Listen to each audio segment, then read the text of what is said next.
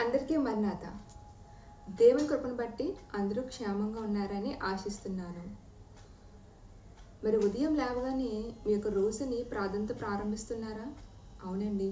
రోజంతా కూడా దేవుని యొక్క కాపుదల మనతో ఉండాలంటే మనం రోజు కూడా పొద్దున్న లేవగానే ప్రార్థనతో మన రోజుని ప్రారంభించినట్లయితే ఆ రోజు మనం చేసుకునే పనుల్లో, మనం చేసే ప్రయాణాల్లో ప్రభు యొక్క కాపుదల అనేది నా జీవితంలో చూస్తామండి. సో కాబట్టి ఇప్పటివరకు అలవాటు లేకపోతే రేపటి నుంచి అయినా సరే ఉదయం లేవగానే ప్రార్థనతో మీ యొక్క రోజుని ప్రారంభించి చూడండి. దేవుని యొక్క శక్తి మీరే చూస్తారు. ఆమేన్. మరి ఈరోజు దేవాదేవుడు నీతో నాతో మాట్లాడబోతున్న మాట వచ్చి, దైవ సన్నిధిలో ఉన్న శక్తి నీకు తెలుసా? అవునండి, దైవ సన్నిధిలో ఉన్న శక్తి నీకు తెలుసా?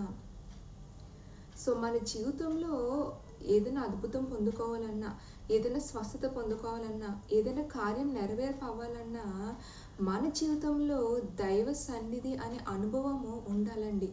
దైవ సన్నిధిలో ప్రార్థన చేసే అనుభవము నీలో నాలో ఉండాలి.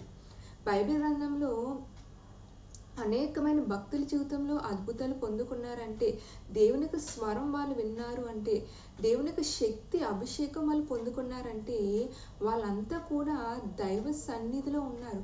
దైవ సన్నిధిలో ప్రార్థన చేశారు కనుకనే వారి జీవితంలో అద్భుతాలు అనేది మనం చూస్తున్నాం.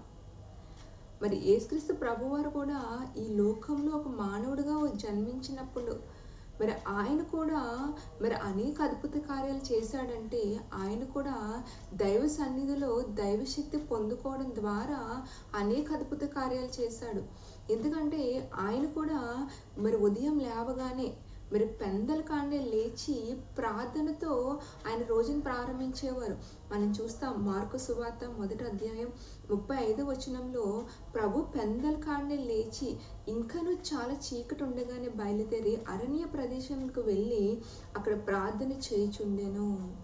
సో కనుక దైవ సన్నిధి యొక్క శక్తి ప్రభావము ప్రభువులో ఉన్నవి కనుక ఆయన అనేకమైన అద్భుత కార్యాలు చేసినట్లుగా మనం బైబిల్లో చూస్తాం. ఆయన పెందల కడ లేచి ఆయన పరిచర్య చేయడానికి మునుపు దైవ సన్నిధిలో, అంటే నువ్వు ఎక్కడ మోకరించి ప్రార్థన చేస్తే అక్కడే దైవ సన్నిధి. నువ్వు ఇంట్లో ఉండి ఒక గదిలోనికి వెళ్ళి ప్రార్థన చేయి, అదే దైవ సన్నిధి. నువ్వు ఒక హాస్పిటల్లో ఉండి స్వస్థత కొరకు ప్రార్థన చేస్తున్నావా, ఒక మూలకు వెళ్ళి ప్రార్థన చేయి, ఆ మూల ఉన్న ప్లేసే దైవ సన్నిధి కింద చేసుకో. నువ్వు ఎక్కడైతే మోకరించి ప్రభుని స్తుతిస్తూ ప్రార్థిస్తావో ఆ ఒక్క ప్లేసే దైవ సన్నిధి అవుతుందండి. నువ్వు దేవుని ఆలయాలకు వెళ్ళి ప్రార్థన చేస్తే అదే దైవ సన్నిధి. ఇక్కడ యేసుక్రీస్తు ప్రభువారు కూడా అనేక అద్భుతాల కార్యాలు చేసే ముందు తండ్రితో ప్రార్థన చేసేవారు. ప్రార్థన చేసి ఆయన శక్తిని పొందుకొని, ఆయన బలాన్ని పొందుకొని, ఆయన ఆత్మ అభిషేకాన్ని పొందుకొని అప్పుడు ఆయన పరిచర్య చేయడానికి వెళ్ళి అద్భుత కార్యాలు, స్వస్థతలు, దయ్యాలను వెళ్ళగొట్టడాలు మనం చూస్తాం. మన బైబిల్ చూస్తే మార్కు సువార్త 5వ అధ్యాయం 1 నుంచి 20 వచనాలు. ఇదే సంఘటన మత్తయి సువార్త, లూకా సువార్తల్లో కూడా 8వ అధ్యాయంలో మనం చూస్తామండి. అక్కడ యేసుక్రీస్తు ప్రభువారు అనేక ప్రాంతాలకి వెళ్తూ ఉండేవారు. వెళ్ళిన చోటల్లా ప్రభు అనేకమైన అద్భుత కార్యాలు చేశాడు. ఈ యొక్క మార్కు సువార్త 5వ అధ్యాయం 1 నుంచి 20 వచనాలు చూస్తే ఆయన దోణి దిగి వెళుతుండగా ఒక యవనస్తుడికి ఒక దయ్యం పట్టినట్లుగా మనం చూస్తాం.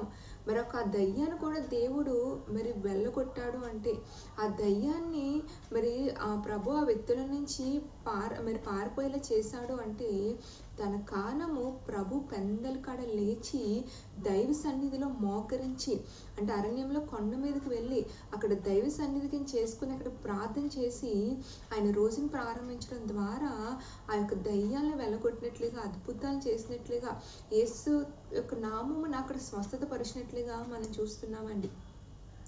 యేసుక్రీస్తు ప్రభువారే ఈ లోకంలో ఒక మానవుడిగా జీవించినంత కాలము కూడా ప్రార్థనతో ఆయన రోజును ప్రారంభించి దైవ సన్నిధిలో మోకరించి ప్రార్థన చేసి దేవుని యొక్క శక్తిని, దేవుని యొక్క అభిషేకాన్ని, దేవుని యొక్క ఆత్మని పొందుకొని అనేక అద్భుత కార్యాలు చేసిన వాడు.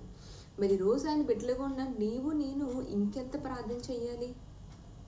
సో ప్రతి ఒక్క విశ్వాస జీవితంలో దైవ సన్నిధి అనే అనుభవం ఉండాలండి. ఏ ఒక్క వ్యక్తి జీవితంలో అయితే దైవ సన్నిధి అనే అనుభవం ఉంటుందో ఆ యొక్క జీవితంలో దేవుని యొక్క శక్తి, దేవుని యొక్క కాపుదల, దేవుని యొక్క తోడు అనేది నేను చూస్తాం. నువ్వు ఏ ఒక్క వ్యాపారం ప్రారంభించినా, నీకు ఏ స్వస్థత కావాలన్నా, నీకు ఏ శ్రమ నుంచి విడుదల కావాలన్నా, నువ్వు తరిమి కొట్టాలన్నా, ఏ ఒక్క క్రియ నీ జీవితంలో జరగాలన్నా, నీ జీవితంలో దైవ సన్నిధి యొక్క శక్తి ఉండాలి.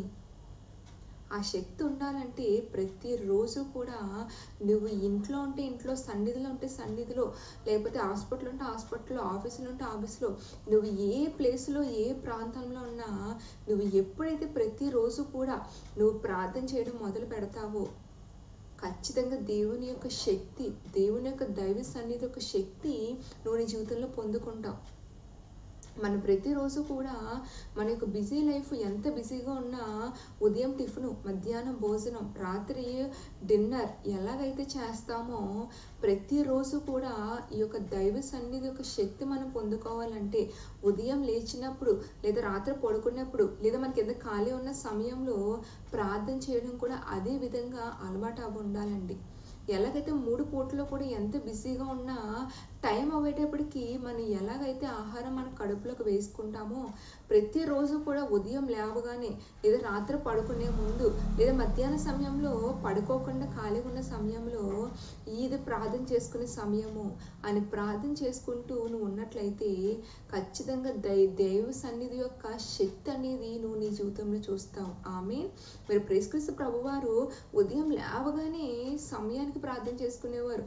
మరలా రాత్ర మరి అంతా కూడా ఆయన మరలా సాయంత్రం అయ్యేసరికి మరలా గబగబ కొండ మీదకి వెళ్ళి ఆ దైవ సన్నిధి యొక్క లోనికి వెళ్ళి మరలా ప్రార్థన చేసి ఆయన ఒక రోజును ముగించేవారు.